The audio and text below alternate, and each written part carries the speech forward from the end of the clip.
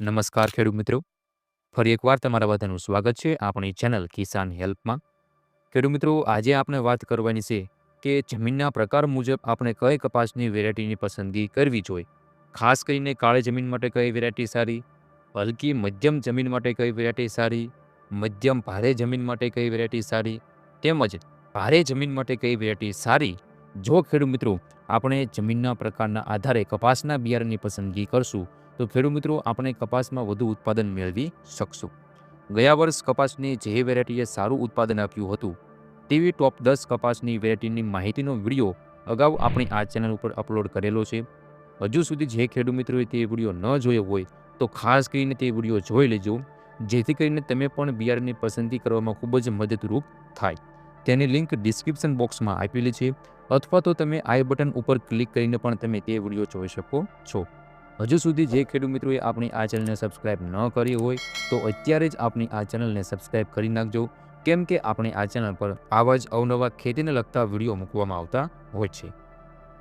હવે ખેડૂત મિત્રો આપણે જમીન મુજબ કપાસના બિયારણની વાત કરીએ તો કે કાળી જમીન માટે આમ જોવા જઈએ તો લગભગ મોટા ભાગની વેરાયટી અનુકૂળ આવતી હોય છે, જેમ કે કાવેરી એટીએમ છે, અંકુરનું પુષ્કર છે, અજીત 155 છે, સૈરાટ છે, જયભેરી છે, ધર્મા ગોલ્ડ છે, સાગર 301+ છે, સાગર તિલક.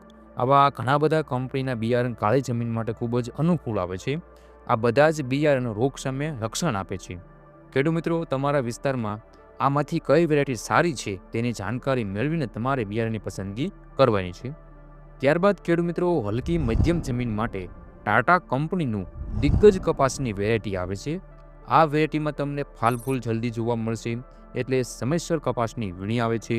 આ વેરાયટી વહેલી પાકતી જાત છે.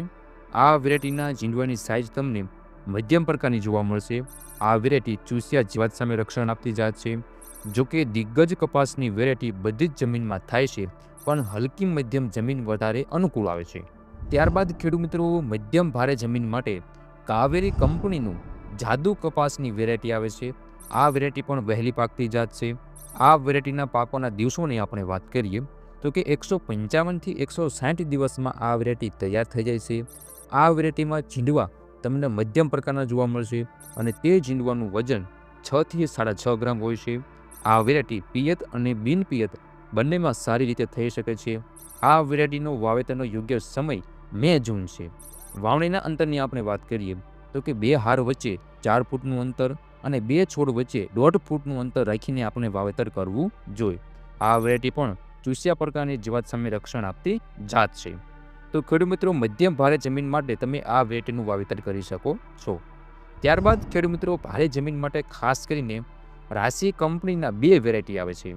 એક તો રાશિ 846 અને બીજી રાશિ 773. આ બંને વેરાયટી ભારે જમીન માટે ખૂબ જ અનુકૂળ આવે છે. તેમાં આપણે રાશિ 846 વેરાયટીની વાત કરીએ તો કે આ વેરાયટીના પાકવાની અવધિ 150 થી 170 દિવસ હોય છે.